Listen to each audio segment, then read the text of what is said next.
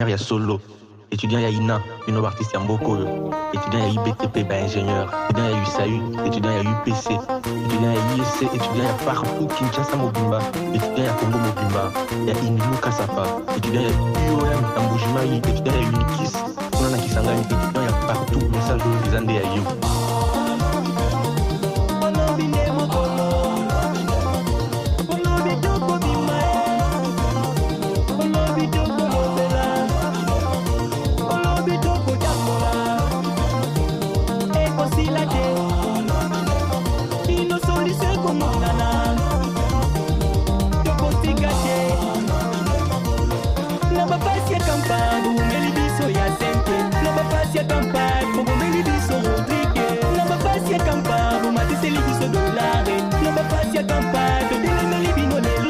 Bonjour madame, messieurs, bienvenue dans votre émission La Gâchette de télévision.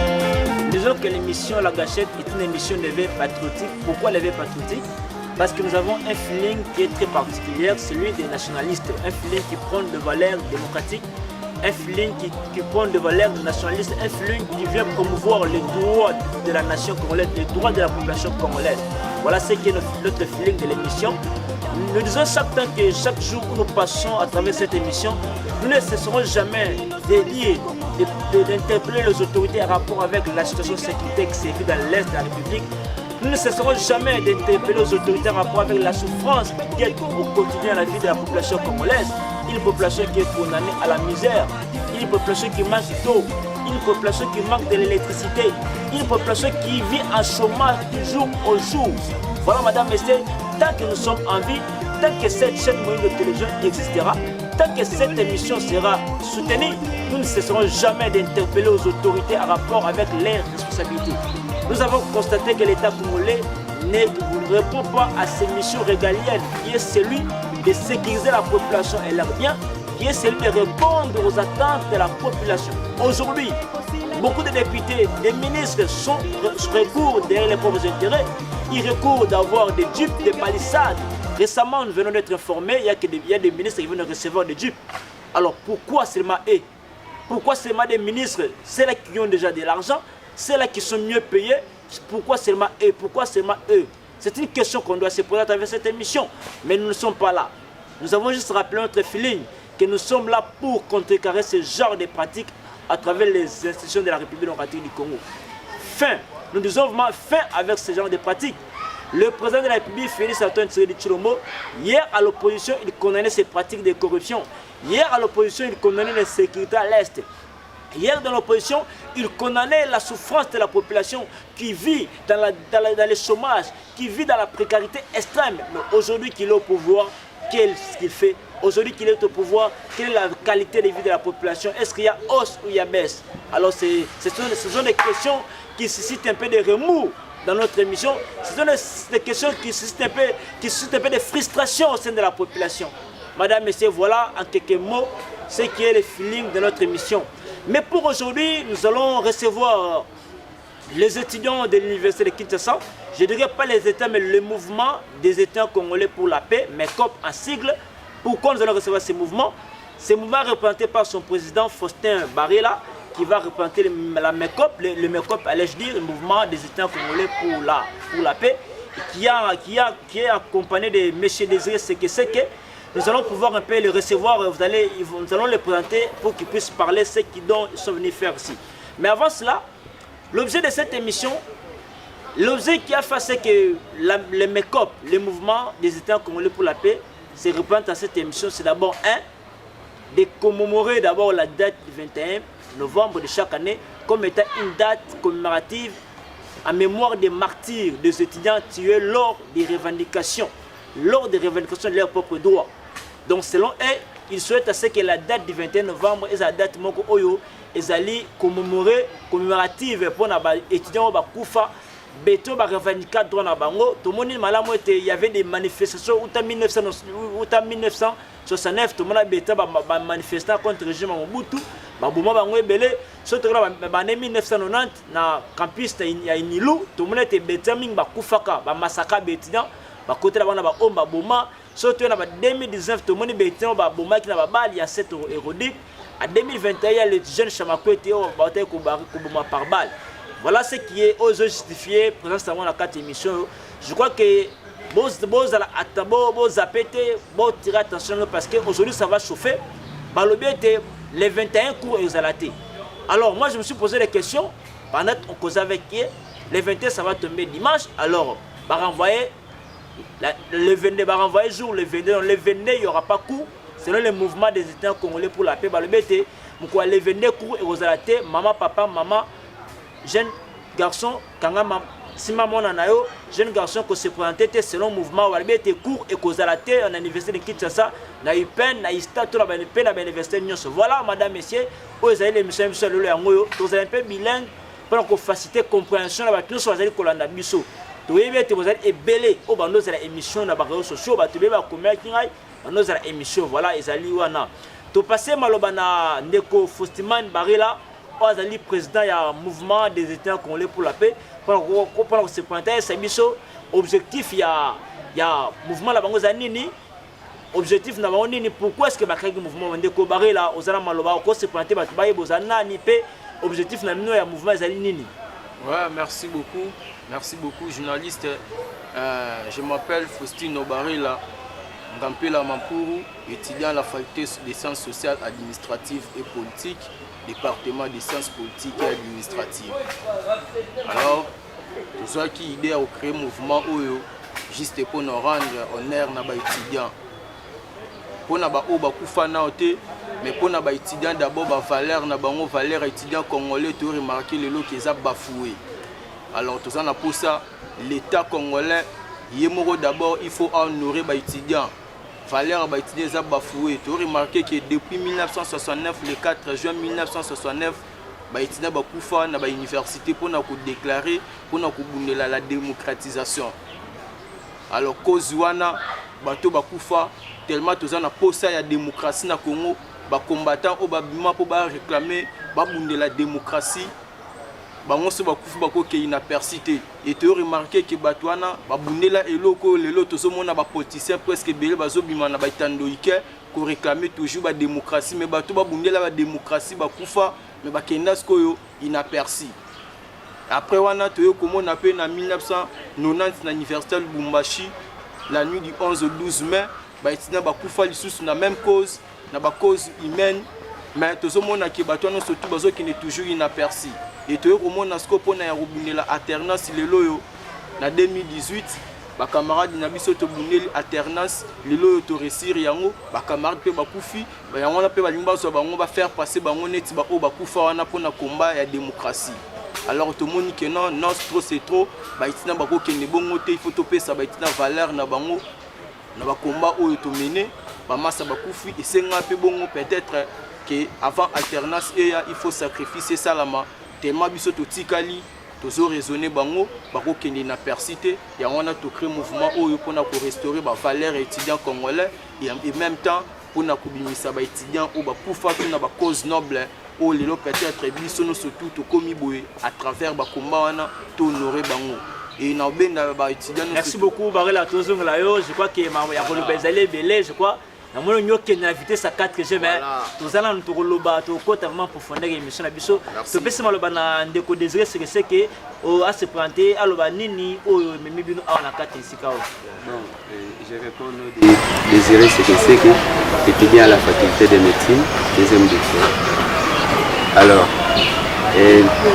ça dépend, c'était un constat en fait que nous avons fait ensemble avec les amis. Nous avons constaté qu'il y a eu beaucoup d'étudiants qui se sont fait battre par balle, tués. Nous avons dit qu'il faut que nous puissions créer un mouvement qui va essayer un peu d'unir tous les étudiants du pays et même les étudiants qui sont à l'étranger, pourvu qu'ils soient congolais, afin que nous puissions être ensemble, afin que nous puissions défendre les valeurs. Vous êtes sans ignorer qu'il n'y a pas très longtemps, au lieu de tuer des étudiants en Inde, c'était aussi un constat, bien que c'est à l'étranger. Alors, l'objectif de ce mouvement des étudiants congolais pour la paix est en fait, pour la première action que nous allons faire, nous allons commémorer la date du 21 comme vous l'avez dit à votre introduction, que c'est tombé le jour de dimanche, mais nous allons amener ça les lundis. Nous ne sommes pas encore par là. D'abord, l'objectif qui vous a amené, d'abord l'objectif de votre mouvement. Les objectifs sont plusieurs. D'abord, je vous ai dit, restaurer la valeur de l'étudiant congolais que nous avons perdu jusqu'à preuve du contraire. Demander ceux qui sont devenus des autorités aujourd'hui, demandez-les quand ils étaient des étudiants, comment est-ce qu'ils étaient considérés, mais pas aujourd'hui. Alors voilà pourquoi nous avons lancé le mouvement qui va mettre tous les étudiants du pays ensemble et les étudiants, pourquoi pas qui sont à l'étranger, afin que nous puissions défendre une cause commune, ce qui nous concerne en tant qu'étudiants. Merci beaucoup, Bandeko Balandi. Je crois que Boyoki Ndeko Barila Ndeko Désiré c'est qui va le bien le mouvement où ils allaient créer, ils allaient pour restaurer le droit des étudiants congolais au Bunga. Donc, les étudiants congolais, les loyaux, ils ont respecté, voire même na Mikili Apoto, na Inde, partout où ils ont arrêté, les étudiants, ils ont Kufa. Yango ba ndeko ba motuna te ceux qui dans la carte mboka na biso étudiants ont respecté boni sko libanda mboka. Voilà pourquoi est-ce que le mouvement Oyo ils qui créé selon Bandeko pour restaurer le droit à l'étudiant sur le plan national tout comme sur le plan international. Les autres étudiants congolais ont solidifié. Les étudiants congolais ont une valeur T. Ils ont mala. Ils ont considéré le soutien de la société. Voilà pourquoi est-ce que Bandeko a créé un mouvement mouvement des étudiants congolais pour la paix pour restaurer la valeur. Ba droit ya betia congolais état congolais sengeli a senti dans l'opposition dans zoto na et état congolais sengela za na place na société na le betia congolais ba communauté bâtiment ba manipuler ba comme exposer na manipulation ba politique ba comme te banga la français les dénouements de la farce des hommes politiques. Permettez-moi de le dire en français. Les états congolais à ce jour sont devenus les dénouements de la farce des politiciens congolais. Donc ils sont manipulés à tout moment. De telle sorte que bazo perdre na ba valeur na bango bazo perdre na ba don na bango. Voilà pourquoi est-ce que bandeko ba ki lelo awa pona ko sala émission pona ko interpeller ba autorité pona ko interpeller bandeko mso beton bazana bandaku était mukolo le 21 eza mukolo oyo ba poni pona ko commémorer bandeko oyo ba kufa. Voilà tozon ça malobe pas barrer la président ya mouvement des états congolais pour la paix aïb sabiso ninye mimi na 4 émission oyo parce que nous savons déjà en résumé dans le début émission ils allaient pour restaurer le droit il y a des étudiants pour rappeler l'autorité il y a respecter le droit il y a des étudiants parce que tout le monde l'autorité mingi baza préoccupé mingi na ba élection baza préoccupé mingi na ba jupe préoccupé mingi na mamo etali bango mais au etali droit étudiant les alités. Alors tous aussi maloba na président du mouvement des étudiants congolais pour la paix a coré sabiso ni maki na présence na 4 émissions ezali nini ndeko oza maloba. Oui, merci beaucoup. Ndeko Salem elo reminga ce que na itando ke na yo juste pour rappeler conscience à ba étudiants congolais tout. Peu importe ba milieu boza na ba province na ba territoire mususu ya pays que ba o bazana ba reste continent monde pays ki bo Holanda biso kaka nde totoloba date oyo tona posa totika ngo date nini le 21 novembre etika la date moko commémorative pona ba étudiants c'est-à-dire eza date moko ekozala sans activité académique ba activité académique eza paralysée na kotanga te pe na beni matoyi na ba étudiants tout maman papa mwana na yo lundi soki akoya campus. Mais le lundi à l'événement nous le 21. Bon le 21 vu que il est tombé ce dimanche tout ça le rapport nango le 22 parce que date on est collé qu'il n'a persisté c'est-à-dire même le 22 on se moule le bêtis le 23 mercredi mardi de activités zaté ce qui peut mardi on moule le bêtis bara que mercredi c'est-à-dire les actions sur action donc les adati moko ekoleka bongo te tozo rendre hommage na bandeko bakufa et bango pe bazawana na kati ya site universitaire tozana bango depuis le 4 juin 1969 à l'Unikin et la nuit du 11 au 12 mai 1990 à l'université de Lubumbashi. Batno surtout wana to sangisi bango bakufa na baista na baipen partout na Congo université de Lubumbashi toke mamo na Inikis na Kisangani Inimba iyo université officielle de Mbujimayi Congo central, université de Bandundu, université de Kikwit, Maïndombe, dans l'institut supérieur tout le pays, dans l'activité académique exatée. Mais vu que ce campus tout un pays aya, tout le monde qui a responsabilité surtout il faut biso to banda. To banda mais bande ko oba ko landa biso na ba université mususu date wana boko notango bien eza date moko ekolekaka te. Ata to kufi bino oba kotikala kotika olité na combat oyo. Donc activité exatée to paralyser ba activité. Mais comme tout ça mobiliser tu as déterminé pour la date pour nous rendre valeur na étudiants et surtout étudiants place aux alliés garder date wana prise de conscience pour bossa na ngote lundi matin campus yaka matanga et ça marche pacifique et là au moins ça maté ba ta cabine ba kozala te oh ba opérateur ba saisi ba kozala te et là au moins ko fonctionner te na rata site universitaire toujours rendre hommage à ba étudiants c'est-à-dire hommage aux est plus important mais que ba cours examen terreau donc oyo leki a une importance. Alors c'est juste que non date wana ekotikala nde ba date ba lumumbe tikala. Voilà, wana date pour na ba étudiants congolais. Et ba massa na biso ba kufi pe na haine to bosani bango te yepé to tse bango to agendre bango. Comment se fait-il même se remarquer le lot monara qui ba politicien bazo lobela makamuka ka ya ba Russie bazo lobela kaka ya ba tumususu mais ba lobela ya ba étudiant te. Toujours revenir na yo président Barré là je crois boti koyoka président ya mouvement des étudiants congolais pour la paix président Mekop américain pe ko sala toilettage à l'obéité date le 21 novembre eza date oyo ba consacré pour na commémorer ba droit d'étudiant non seulement ba droit d'étudiant pe ko commémorer ba étudiant so ba kufa pour na cause noble. Je crois bolandi président national ya Mekop mouvement des étudiants congolais na nasi ko pesa mela atel si biso te date où eza le 21 novembre la date où ba retenir pour commémorer ba étudiant so ba kufa na cause noble pe pour revendiquer ba droit ya étudiant. Voilà tout l'équipe maloba na deuxième intervenant na biso ozali ndeko désiré pour na yo pour ni boponi date oyo objectif na notre mission est-ce que ozo pour yen maloba oyo président le par rapport ya commémoration date le 21 novembre to poni date le 21 novembre to yebisaki ko épingler ba mort nyonso oyo bakufa en tant que baétudiant. Nous avons pris une date oyo ekokoma recente bandeko na biso ya Nick na Rodrigue oyo bakufa parce que eza siko bato bakufi na époque oyo biso tozalaki baétudiant déjà. Par conséquent nous avons vu que il faut qu'une date reste afin que pareil événements ne puissent pas se reproduire dans le pays. Abattre un étudiant c'est seulement bêtement comme ça. Alors l'objectif c'est le problème c'est quoi? J'aimerais appeler à mes amis étudiants. Vous devez comprendre que les malheurs n'arrivent pas que chez les autres. Tant qu'on a abattu les autres, donc vous aussi vous pouvez vous faire tirer.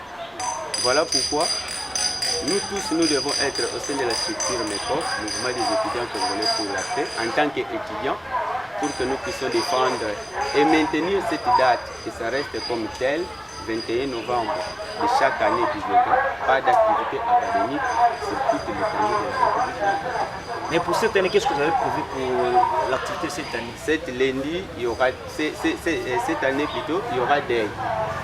Les lundis, nous allons monter au campus pour aller au DEI.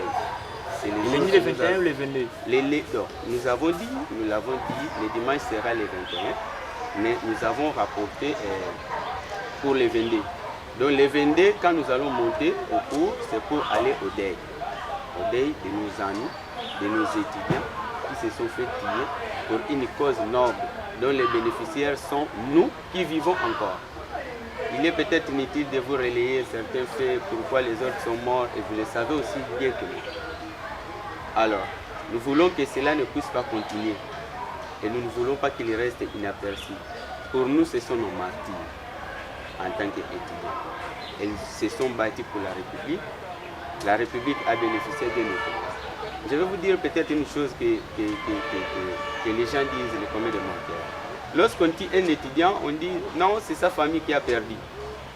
Mais détrompez-vous, lorsqu'on dit un étudiant, ce n'est pas la famille qui perd. C'est toute la République.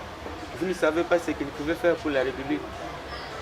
Et toute la matière qu'il a réussi, qu'on lui a donnée à l'université là-bas, peut-être qu'il pouvait aider pour la République. Où est-ce que vous allez mettre ça? Et alors, moi en tant qu'étudiant, et vous aussi en tant qu'étudiant, mettons-nous ensemble afin que nous puissions défendre nos valeurs, afin que le statut de l'étudiant revienne comme auparavant. Et c'est légitime. Merci beaucoup. Vous avez prévu une marche ou comment?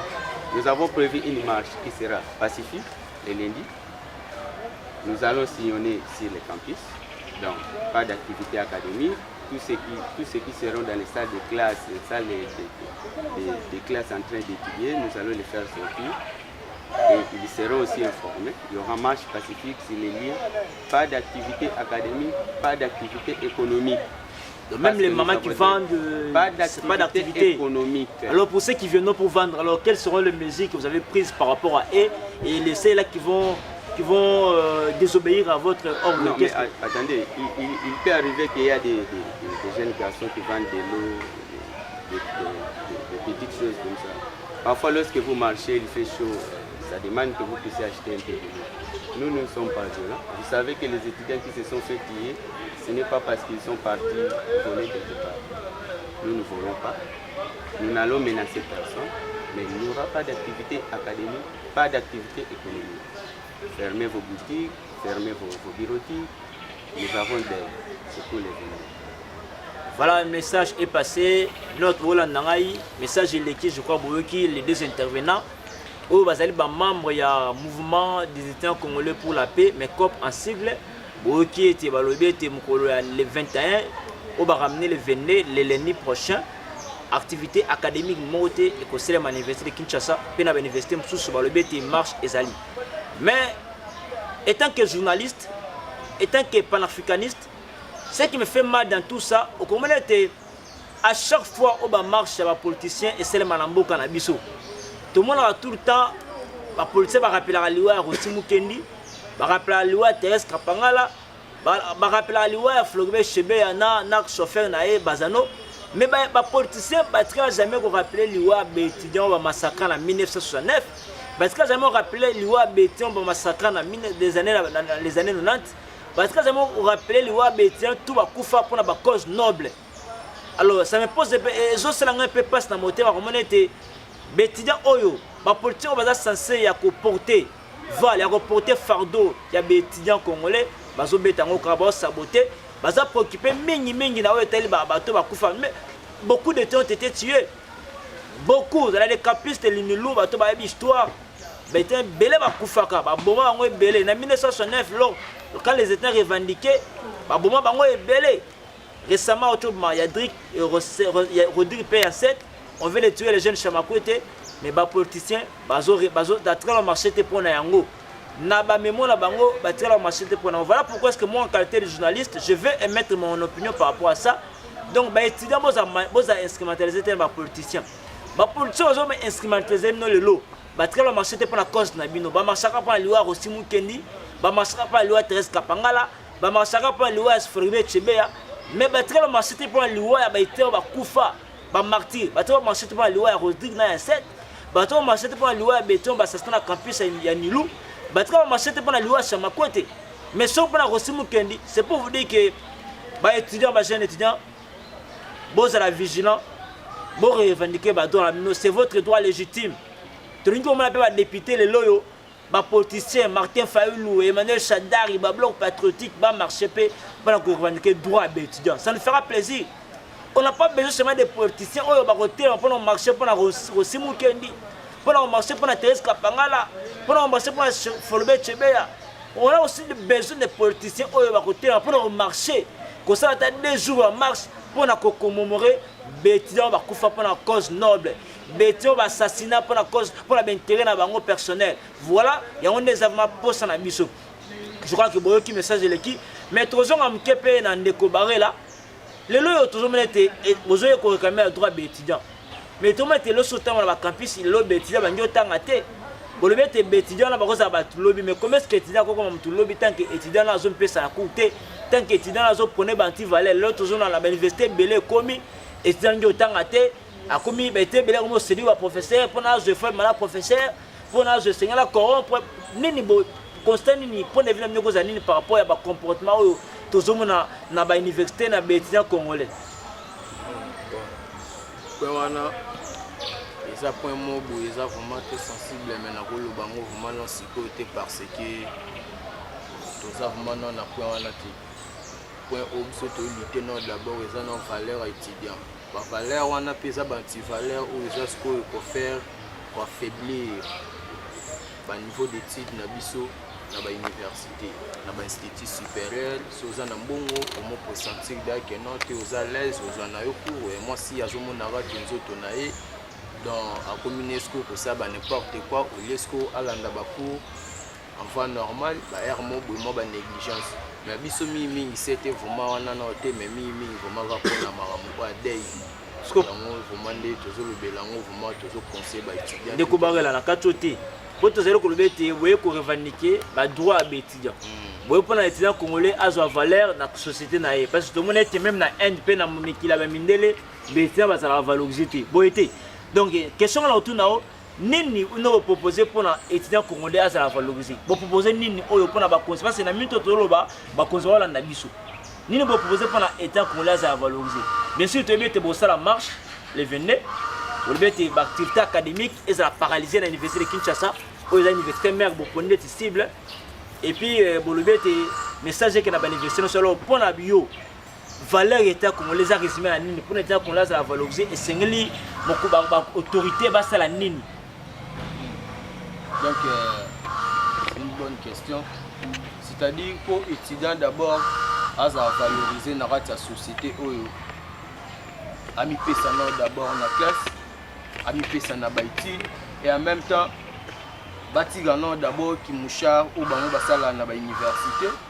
Ça c'est la première chose parce que baïti na ba commis instrumentalisé par les hommes politiques, ba politiciens ba commis ko koya ko utiliser ba étudiants pour na profit na bango baïti na ba commis ko se trahir entre eux et on moni ba bloc wana ndezo sala que non et affaiblir amour ya ba étudiants et affaiblir ba valeur na biso parce que ba étudiants ce qu'on a nuto ba tsesko ki koso liboso ba mo préféré mimi ba bien matériel ba mo linga mimi ba cours ba zo linga mimi ba n'importe quoi voilà et la raison pour laquelle tu conseil ba étudiants qui pour ba valeur raison d'abord faut to respecter non d'abord ba to linga non to aimer d'abord ba études en premier lieu ba études d'abord les études d'abord et après cela tout lingana entre nous tout se considérer entre nous ba valeur na biso ezano wana parce que l'état se tobi tout le l'état pour na mangwana vraiment yoyebi l'état pour atana calvaire alors pour na ba mangwana vraiment l'état te bien aussi les loroté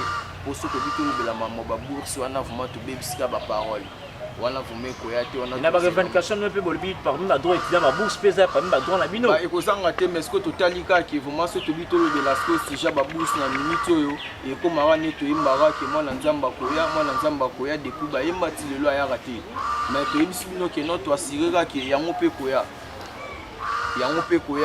mais avec le temps d'abord day nan commémoration nan d'abord yango nesko o eza mutu ya non na mito pour l'accès que non étudiant na valeur na la société date le 21 novembre et date ko la histoire. Voilà. Merci beaucoup David. Merci beaucoup Faustin allais-je dire. Alors je reviens à monsieur Désiré ces questions que alors selon vous quel serait le droit de l'étudiant? Parce que vous êtes venu pour revendiquer le droit des étudiants pour faire appel aux autorités de faire appliquer, de respecter les droits des étudiants. Est-ce que pouvez-vous nous faire un peu un toilettage de quelques points faisant allusion aux droits des étudiants en République démocratique du Congo? Quels seraient les droits? Est-ce que l'état des droits est aussi appliqué dans le domaine scientifique? En fait, vous devez comprendre que nous ne sommes pas venus faire de la politique. Bien sûr que vos questions étaient très sensibles. Mais pour le moment, en tant qu'étudiant, moi je dis, tout ce que j'attends de la part des autorités, c'est le respect de la date. Parce que vous avez voulu savoir qu'est-ce que nous attendons des autorités. C'est ça, c'est le respect de la date du 21. Respecter d'abord nos morts. Vous comprenez? D'abord, quels sont les droits que vous voulez que les étudiants puissent bénéficier? Pour le moment, nous voulons qu'on respecte d'abord nos morts. C'est-à-dire nous donner une date commémorative que nous avons donnée, qui sera le 21. D'autres droits, vous en savez, nous en avons nombreux. Et il y a même des nombreux de nos amis qui sont morts pour ça. Vous le savez aussi bien. Pour le moment, c'est le respect de nos morts. Rien de plus. Le respect de vos morts, c'est Oui, ce qui... c'est pour le 21 novembre. Le 21 novembre. Oui, commémoration de nos morts chaque année 21 novembre. Pour le moment. C'est ce que nous demandons. Voilà pourquoi nous appelons que tous les étudiants congolais de la République démocratique du Congo, en République démocratique du Congo, pardon, et en dehors du pays, puissent être, que nous puissions nous mettre ensemble afin que nous puissions reprendre nos valeurs qui sont pourtant légitimes, lentement. Mais maintenant là, c'est d'abord le respect de nos morts. Parce que lorsque nous sommes ensemble, vous savez, je vais vous dire une chose. Ça fait un bon moment que lorsqu'il y a un problème au campus, on tient un étudiant, les étudiants de l'université de Kinshasa manifestent, les étudiants de l'ISTA disent que ce n'est pas notre problème, c'est pour le campus. Et lorsqu'on tire vers l'IPN et tout, ils protestent là-bas, nous disons non, ce n'est pas notre affaire. Mais nous sommes venus pour mettre tous les étudiants ensemble, afin que nous tous, nous puissions comprendre que cette République a besoin de nous. Et par conséquent, il faut d'abord faire cesser les mots qui nous ont causés, les tirer des étudiants par balle, ce qui est grave, d'accord, et mettre tous les étudiants ensemble afin que nous puissions défendre nos droits. Merci beaucoup Désiré, c'est que vous qui nous suivez, je crois que vous venez de suivre des intervenants ils ont pu insister sur le respect des droits des étudiants, le respect de la date du 21 novembre, selon eux une date consacrée pour la commémoration des étudiants martyrs de leurs droits. Donc, je vais l'appeler comme ça, les étudiants martyrs de leurs droits. Étudiants congolais à valoriser. Mais qu'est-ce qui fait que même dans le banda poto, dans le banda mboka, là je dis, les étudiants vont considérer comme raté. Tout le monde a les étudiants congolais, bango, tantôt bazo maltraité, bango. Qu'est-ce qui fait? Et ça, le problème serait à quel niveau? Le problème là, on est de l'eau, que nous tous épinglés, surtout même les étudiants belges, les étudiants congolais. On a battu pour voir l'andabino, les étudiants pour voir l'andabino. Surtout l'humiliation, tout récemment, n'est pas bandé qu'on a vu sur les étudiants congolais en Belgique. Vraiment, tous des cœurs nabino. On est ensemble, la raison pour laquelle Tobi qui est mouvement, on a mis pour le Congo. Donc, nous surtout on a les Outara Awa. Parce que Congo. Parce qu'il y a un respect, il y a des étudiants, il y a une importance à les étudiants. Tandis que l'autorité compétente, c'est Mboka. Même si on peut être étudiant, mais tu comprends que si on est ceux qui n'ont pas valeur. Est-ce qu'il y a une valeur? Maintenant, je vais répondre à voilà. Il y a un moment. Babiloko ane uta awa parce que awa étudiants na valeur te. Awa étudiants na valeur te na Congo awa déjà awa mbongo nde ya na valeur ke batu. Et on moni même ba o baza na batanga même à l'étranger valeur ezate ba valeur ba étudiants to eza bafoué. Et comme ba étudiants lelo maintenant o to sala ba poro to sala lelo to na alternance oyo moni na mboko ye lelo biso batu bundeli yango. Bandeko bakufa pona bundela alternance lelo oyo moni yango na ba o bakufa pona démocratie lelo sko to bunisko pona alternance et bundela ngone ba biso ba combattant ba guerrier ya omoni tozomona ki bandeko bakufa ki o bazana ligne d'attaque et to baroki na persité zo pesa valeur na bango na ba étudiant o ba na alternance lelo tozana politique mais biso tozana biso politique mais tosenga ki valeur na biso na ba o bazoya to protéger bango contre tous les dangers. Il y a mort soit il y a blessé grave parce que ça na ba o pe ba katana maboko, ça na ba o pe ba katana makolo. Voilà bango pe to tigi bango te. Yango na tous ensemble pour na bundela mboka. To bando yibate to bando sani to bando bundela mboka. Merci beaucoup. Oui. Bon. Merci beaucoup. Attends, je reviens à vous. Madame, monsieur, vous savez, le sujet est trop sensible. La sensibilité du sujet se résume par le fait que l'état des droits que prend Félix Tshisekedi ne peut pas seulement se résumer sur la politisation de la CENI, ne peut pas seulement se résumer sur la sécurité, ne peut pas se résumer sur le chômage, mais aussi sur l'éducation. Tant que les valeurs éducatives seront bafouées, tant que l'étudiant congolais ne prendra jamais sa place, lui qui est censé être l'élite de demain, lui qui est censé remplacer les autorités de demain, à être appelé les autorités de demain, si ces personnes ne sont pas considérées, si ces personnes ne sont pas dans leurs droits, je vous rassure que rien de bon ne sortira dans notre pays. La meilleure façon de faire les choses, c'est de préparer le futur, les générations futures. Et les générations futures au Congo s'intériorisent dans l'éducation. Par ceux-là qui étudient, qui ont la chance de faire l'université, ce sont ceux-là qui sont censés de diriger le pays demain.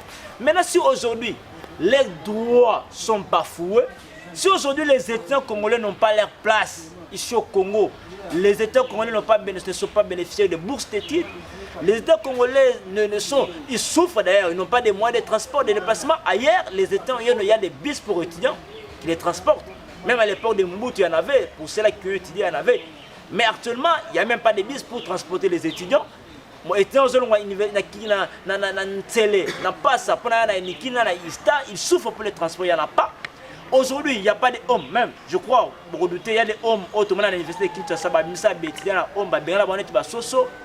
et le gouvernement avait promis de travailler aussi 8 mois pour résoudre sa bêtise dans homme. Le lot que nous avons 2 ans jusqu'à ce jour où je vous parle, donc ça fait partie des droits des étudiants. Bon, mais si on est mais les hommes de l'université pédagogique nationale, ils peinent. Ils peinent, ça fait maintenant plus de 5 ans de hommes étudiants. Moi, je me pose la question, que fait réellement ces députés dans l'Assemblée nationale? Que font ces députés, vous les étudiants, députés, depuis plus de 5 ans déjà, ils ont réhabilité. Il y a Ista. Même ceux qui ont l'université de Kinshasa, ils ont réhabilité quelques hommes, même si ils ont réhabilité hommes 20, hommes 30, ils ont réhabilité. Mais les hommes ont réhabilité. Qu'est-ce qui freine et bêtises? Voilà les droits que vous devez revendiquer chez les étudiants. Voilà les droits. Vous avez plein de droits de revendiquer ce qui est de revendiquer vos droits.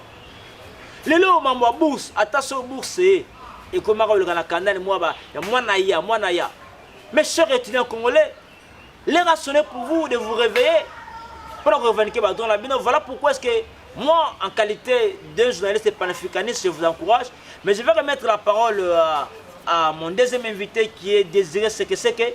Il va essayer un peu de nous dire en résumé, parce que nous sommes arrivés à la fin, en résumé, qu'est-ce que vous dites aux étudiants? Qu'est-ce que vous dites aux étudiants? Quel est le message que vous lancez aux étudiants qui nous suivent à la maison et aux autorités? D'abord, vous devez comprendre que nous sommes juste ici plus pour parler aux étudiants. Voilà pourquoi j'ai l'air dit ceci. Chers camarades, il y a un adage qui dit « Le respect ne s'impose pas, le respect ne se demande pas, mais le respect n'est qu'une inspiration. » Vous êtes étudiants, vous savez comment est-ce que nous sommes traités dans notre pays. Inspirons-nous à ce qu'on nous respecte. Et pour qu'on nous respecte, nous devons tous être ensemble afin que nous puissions défendre la cause ensemble. Mettons nos différences de côté. Il faut bafouer tout ce qui était passé. S'il y a un problème dans telle université, ça les concerne. Mettons-nous ensemble pour que nous puissions défendre nos valeurs. Par conséquent, je vous informe et je dis à tout le monde que le 22 lundi, qu'il n'y ait pas d'activité académique sur toute l'étendue de la République. Et ça montrera que vous vous êtes inspiré, qu'on vous respecte comme moi, je veux aussi qu'on me respecte. Merci beaucoup. Oui, Ndeko Barela, je crois que vous avez 2 minutes pour conclure l'émission. Et là, nous avons des étudiants partout dans la République démocratique du Congo. Mais ça, nous avons fait pour l'émission. Le message des Arabes, tout au lobby déjà, on a au Bayoki, étudiants partout, Bakoto Zali, mouvement en haut, tout ça, on a process milité ensemble. possible s'adhérer dans la vision au baza na université au basisa déjà mouvement ngoyo mekop en jeune abiso eza politique eza pardon eza paix parce que toza na posa paix za na rata pays ba étudiant to ngande paix to bunela ngo ba camarade ba kufa pona ko bunela paix en jeu eza paix to na posa bino to boya to s'adhérer na kati ya vision oyo to bunela paix to restaurer paix na rata pays paix za kaka pona mambo belé to buki paix za te parce que ba étudiant bazo kufa kaka pona manduki te mais pona mambo ya nzala pe ezate pe alimentaire ezate pe social ezate donc mambo belé même si le plan scientifique pe ezate et to lo belango vraiment trop te mais to na posaka boya ba idéologie za ba mambo silité idéologie za toujours en continuité tous ensemble les 22 classes ezate mais date ya le 22 date ya le 21 vu que le 21 est tombé un certain dimanche ça les rapports en amont lundi le 22 tous allons dans le campus pas d'activité campus vous mettez à barricade tout le monde dans sa wana pour na populaire bande kuna biso bakufa à l'université de Lubumbashi Kinshasa Istanbul yese partout na Congo pesi bino ba mota trop donc le Congo d'abord photo lunga Congo tous aïni pour na avenir ya mboka na biso un beau pays comme le Congo te pays baza confier pourquoi pas nous ba congolais tout lunga pays au moins pour partager les athées. Donc tous ensemble, nous avons le Congo. Nous avons battu le Congo, et régner le Congo, notre territoire national, dans la ligne surtout. Merci beaucoup, monsieur Barry, là, monsieur Désiré, pour la présence à nous émission. Je crois message de l'équipe, à tout Bolani. Émission le lot est qui pour la copier ce message dans les étudiants de la République démocratique du Congo. Pour rappeler, date il y a 21 novembre chaque année la date oyo bandeko ba poni pona ko commémorer ba martyr nyonso ya beto ya bétidia ba kufa pona ba cause noble pe pona ko revendiquer ba droit ya bétidia. Je crois que bandeko ba lobete le lundi prochain le 29 novembre activité monta académique et conseillement l'université de Kinshasa pe na l'université nyonso bandeko ba poni université de Kinshasa net point de chute na banque parce que point de début plutôt parce que l'université de Kinshasa ezali université mère il y a l'université sur Congo voilà et ça va envoyer l'équipe nous notre Bolandi je crois que vous avez belé à Rolanda Biso pour le message mais la grosse émission était sur la PC merci na bateau nous sur soutien à Biso de Léon Després je dis un grand merci à monsieur Ziko Vemba Bibataille qui est déjà d'ailleurs en Kinshasa outil Moka France à Zara na Kinshasa na souhaité bon séjour na Moka Congo et avec qui je crois semaine passée je crois qu'on aura le temps de se voir. Je dis un grand merci à Eddie Bozès, na maman Lili Lubaki depuis na Mboka ya France Musika Bazali na besi mon côté. Na bosanté maman Françoise Ebengo na Bruxelles, je vous salue tous qui ne cessent jamais de liker nos émissions, tous qui ne cessent jamais de partager nos émissions. Je vous dis un grand merci et la cinquième émission vous partagez vous pensez un message pour vous amalang surtout nos bêtises vous l'anda biso vous partagez émission pour la droit na bino c'est pour votre bien, ça va profiter à vous. Pour la lot, le site bon suite des programmes dans le monde de télévision. Au revoir.